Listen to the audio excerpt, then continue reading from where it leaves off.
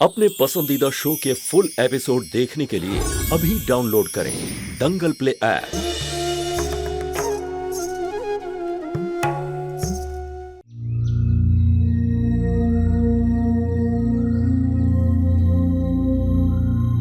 সুষমা,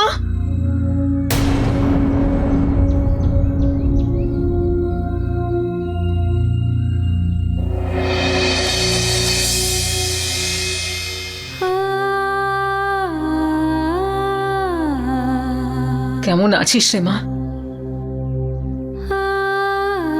বাড়িতে সুধার সামনে তোকে কিছু জিজ্ঞাসাই করতে পারলাম না।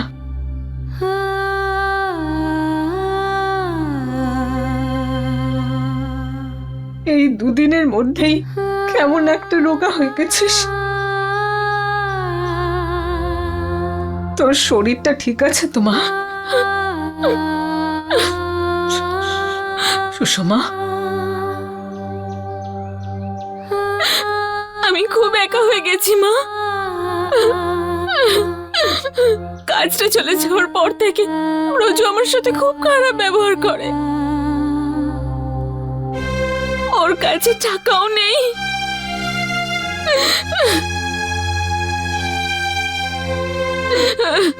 আমি কিচ্ছু বুঝতে পারছি না, আমি কি করব। না না না মা, আর না, একদম কাঁদবি না, একদম কাঁদবি না, এভাবে কাঁদবি না। আমি তো আছি, তাই না? একদম চিন্তা করবি না।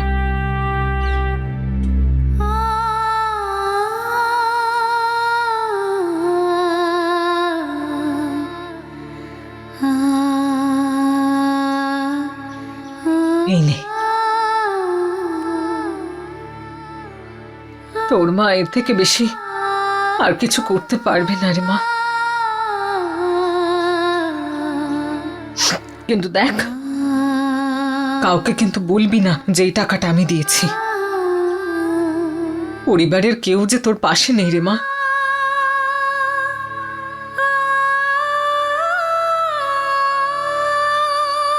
আচ্ছা, এখন তুই যা। যদি দরকার হয় তাহলে বলবি আমাকে, হ্যাঁ?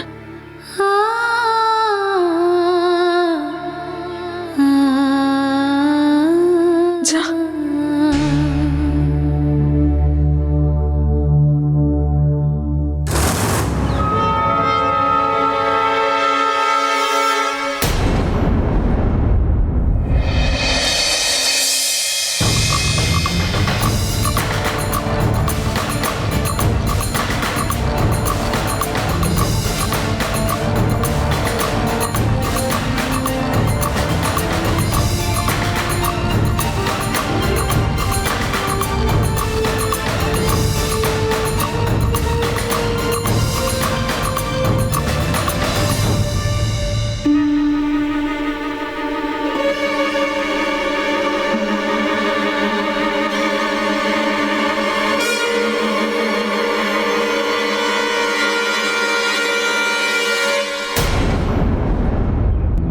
আরে, কথা কানে যাচ্ছে না তোর?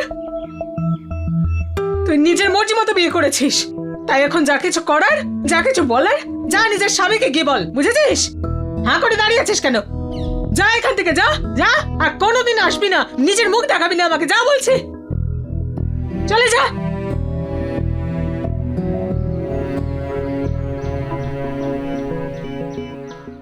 সুষমা,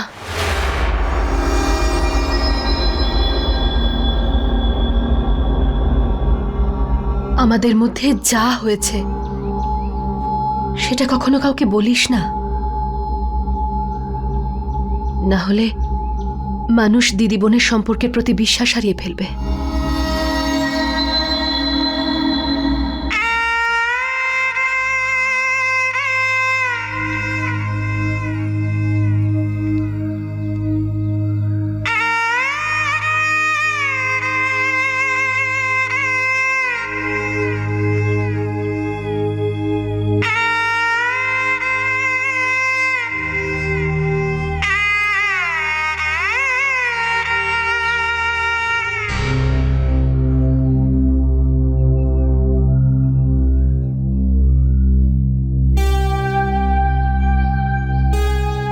দিদি তুই এসে গেছিস?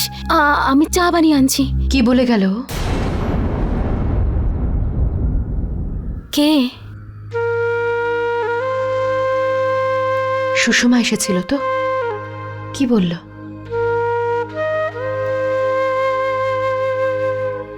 সুধা ডান্স ক্লাস থেকে বের করে দিয়েছে, তাই সংসার চালানোরও টাকা নেই। কাঁদছিল খুব।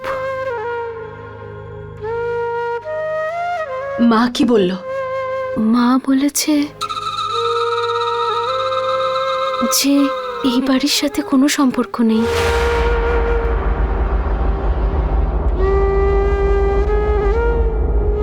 আরে সুধা,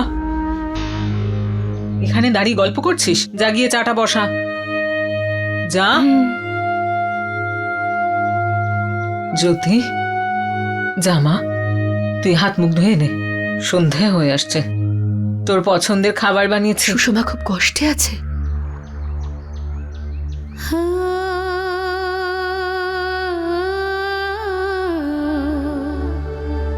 হ্যাঁ, সমস্যাতে তো আছেই। যা করেছে তার ফল ভোগ তো করতেই হবে। সন্তানরা যা মনে হয় তাই করে, আর যখন সমস্যায় পড়ে তখন ওদের কষ্ট দেখে মা বাবার যে কষ্ট হয় তা বোঝার ক্ষমতাও নেই তাদের।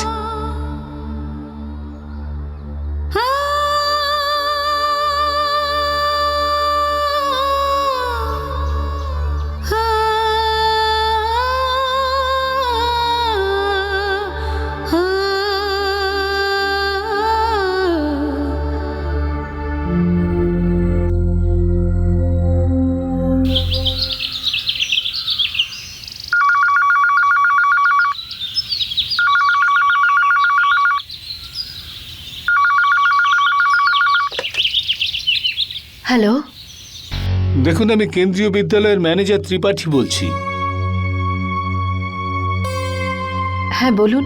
দেখুন, সুষমা শর্মার এই মাসের ফিস এখনো জমা পড়েনি। দুদিনের মধ্যে যদি জমা না পড়ে তাহলে আমরা হল টিকিট ইস্যু করতে পারবো না, আর ও এক্সামস দিতে পারবে না। ঠিক আছে।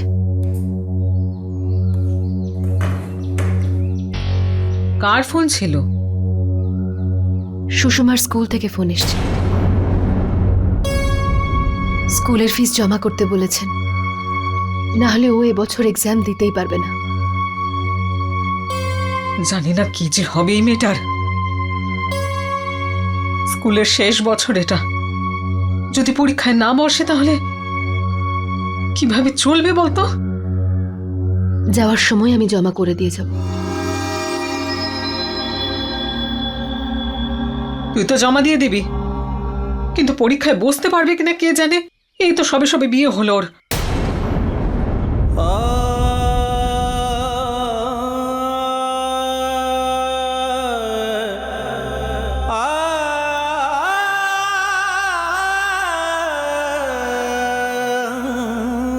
দাঁড়া জ্যোতি,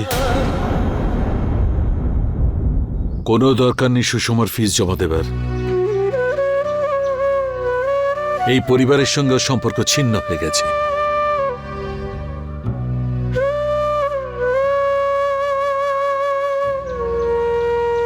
তোকে ঠকিয়ে যে ওর হাত ধরেছে সেই ও সবকিছু দায় নেবে। আমি আগেও বলেছি, আজকে আবার বলছি, আমার শুধু দুই মেয়ে, সুধা আর জ্যোতি।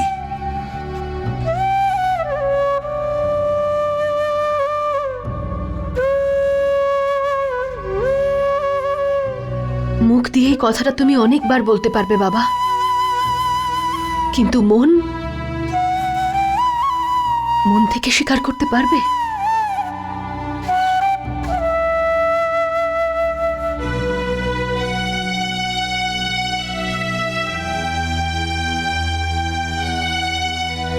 সত্যি বলিহারি পদ্মা তোমার। আরে কোন সময় কোন কথা বলতে হয় সেটা কি তোমার মাথায় নেই? মেয়েটার অবস্থা কি তুমি দেখতে পাচ্ছ না? কি দরকার ছিল তোমার সুষমার কথা এখন তোলার? তার উপরে কাটা ঘায়ে নুনের ছিটে দিয়ে দিলে তুমি। বুদ্ধি শুদ্ধি কি নেই তোমার? মা হয়ে নিজের সন্তানের থেকে মুখ ফেরানো এতটা সহজ নয় মা।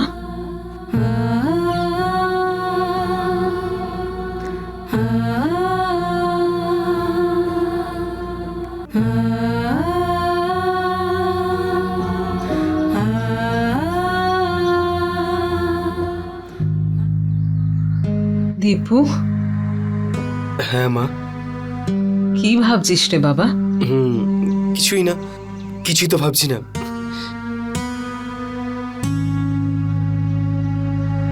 মন দিয়ে পড়ছিস তো? ঠিকঠাকই চলছে। আচ্ছা।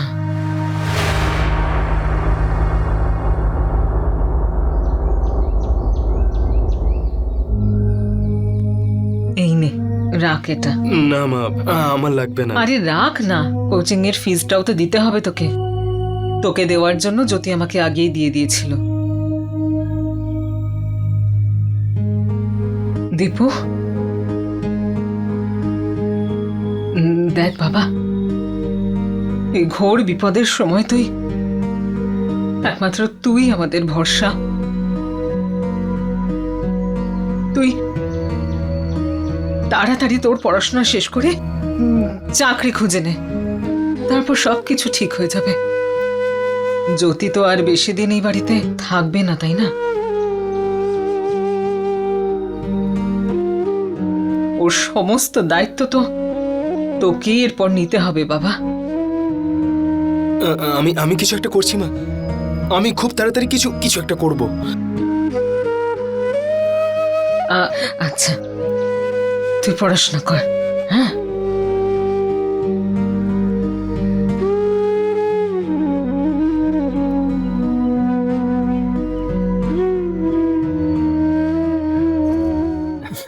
তুই ঠিক বলেছিস রে। কি হলো কি? আরে কি ভাবছিস এতক্ষণ ধরে? আরে দেবদাস হয়ে আছিস কেন? আরে তোরা যদি আমার জায়গায় থাকতিস না, তখন তোরা বুঝতে পারতিস কি অসুবিধা। আরে বাড়ির লোক আশা করে বসে আছে যে এখানে আমার এক্সাম শেষ হবে আর একটা ভালো চাকরি আমি পেয়ে যাব। আরে এক্সামের কথা তো ছেড়েই দে, আমি তো ফর্মও ফিল আপ করিনি ভাই। আরে তুই কেন এত চিন্তা করছিস স্যান্ডি? কোটিপতি বাবার মেয়ে পাগল তোর পেছনে, বিয়ে করে নে ওকে। আর তোর শ্বশুর মশাইও কোনো একটা ব্যবস্থা করে তোর হিলে নিশ্চয়ই করে দেবেন। একদম, একবারও তোর হয়ে গেলে এই ৫-১০ হাজার টাকা কোনো ব্যাপার নয়, খুচরো পয়সা হয়ে যাবে তোর কাছে এগুলো।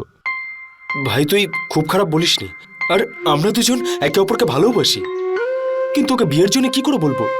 আই মিন, একটা ভালো দামি আংটি কিনে দেওয়ার ক্ষমতাও তো নেই আমার। হ্যাঁ, যদি তোরা আমাকে সাহায্য করিস তাহলে। চল ঠিক আছে ভাই, তুইও মনে রাখিস আমরা চাঁদা দিয়ে দেব, কিন্তু ভুলে যাস না ইন্টারেস্টের সাথে ফেরত দিতে হবে। হ্যাঁ, নিশ্চয়ই দিয়ে দেবো ভাই। দেখো বাচ্চারা, আজ তোমাদের একটা ম্যাজিক দেখাবো। তোমাদের মধ্যে কেউ উঠে এখানে এসো। এবার এখান থেকে একটা কার্ড নাও।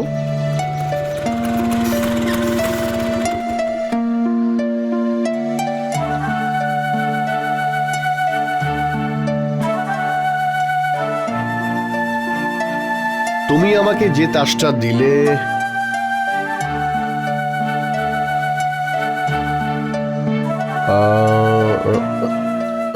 এই হলো তোমার তাস।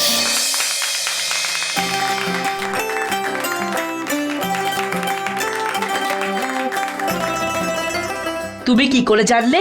আরে এটা তো ম্যাজিক, যদি তোমাকে বলে দিই তাহলে এতে আর মজাই তো থাকবে না। তুমি তো সত্যি একজন জাদুকর। আরে মিস ময়ূরী, আপনি এসে গেছেন। জ্যোতি, হ্যাঁ, আপনার কাছে কি চেঞ্জ হবে?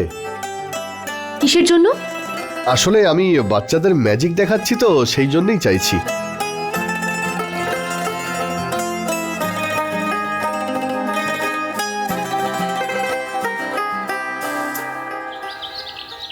Thank you.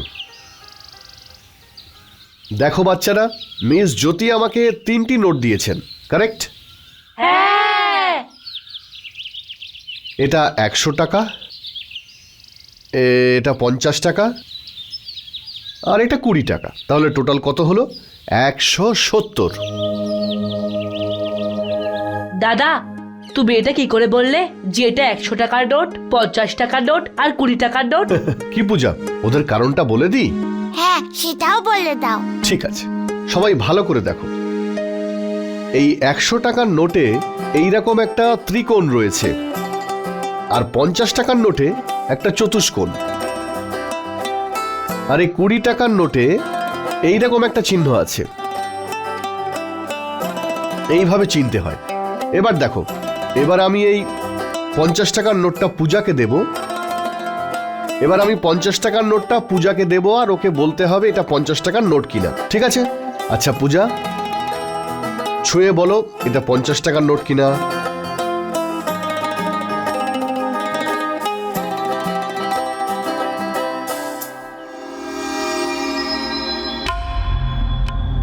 এটা তো 50 টাকারই নোট।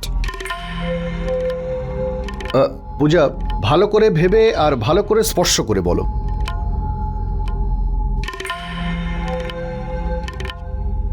এটা তো 50 টাকারই নোট।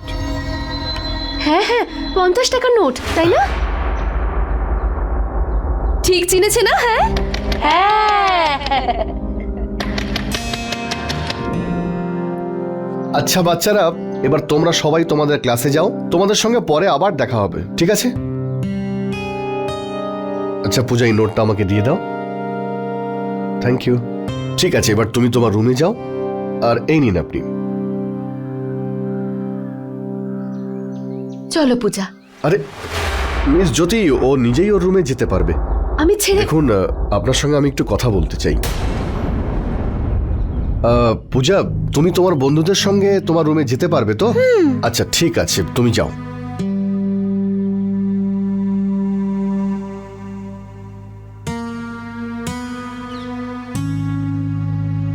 মিস জ্যোতি, হ্যাঁ আমি ইচ্ছে করেই পূজাকে ভুল নোট দিয়েছিলাম, যাতে ও বুঝতে পারে যে কোনটা ঠিক আর কোনটা ভুল। আপনি পূজার ভুলটা তো মেনে নিলেন, কিন্তু আমায় কেন কিছু বললেন না যখন আমি 100 টাকার নোটটা ওকে 50 টাকার নোট বলে দিচ্ছিলাম? যদি আপনি আমার ভুলটা বলে দিতেন তাহলে আমার ভালো লাগতো। আমার মনে হচ্ছে যে আপনি আমার সঙ্গে সেই রকমই ব্যবহার করছেন যেরকম নর্মাল লোকেদের সঙ্গে করেন। ফর গড সেক মিস জ্যোতি, আমার মতো লোকেদের আপনি অন্যদের থেকে আলাদা কেন মনে করেন? প্রত্যেকবারই আপনি দয়া আর সিম্প্যাথি কেন দেখান? আমরাও নর্মাল লোকেদের মতো বাঁচতে চাই, কিন্তু আপনার মতো মানুষেরাই আমাদের বারবার এটা বুঝিয়ে দেন যে নো, ইউ কান্ট। প্লিজ, আমাদের উপরে দয়া দেখানোর কোনো প্রয়োজন নেই, আর এটাও বোঝাবেন না যে আমাদের উপর দয়া করার কোনো প্রয়োজনীয়তা আছে। হ্যাঁ, আরো একটা কথা, পূজার ভুল ঢাকার জন্য আপনি তো মিথ্যে বলেইছেন, কিন্তু আপনি বাকি সব বাচ্চাদেরও মিথ্যে বলতে বাধ্য করেছেন। আপনি বলুন, এটা কি ঠিক হয়েছে?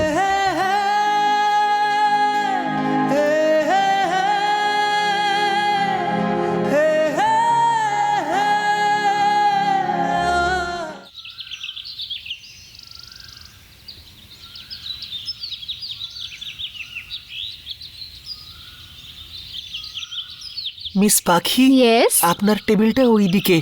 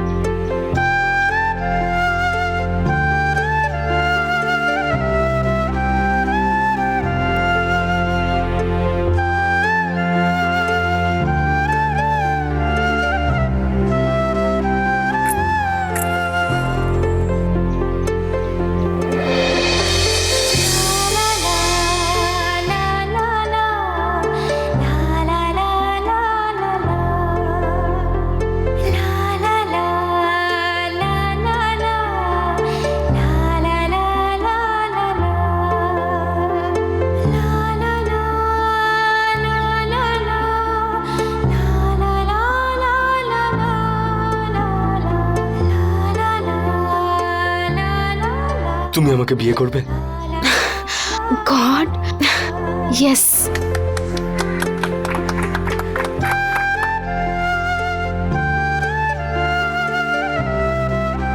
থ্যাংক ইউ পাখি, থ্যাংক ইউ ভেরি মাচ। আমি তোমাকে এটা কথা দিতে পারবো না যে আমি তোমায় পৃথিবীর সমস্ত সুখ দিতে পারবো, কিন্তু কিন্তু এটা নিশ্চয়ই বলতে পারবো যে আমার ভালোবাসায় কোনোদিনও কোনো খামতি পাবে না। তাহলে ঠিক আছে, বাবার সাথে দেখা করো। বাবার সাথে?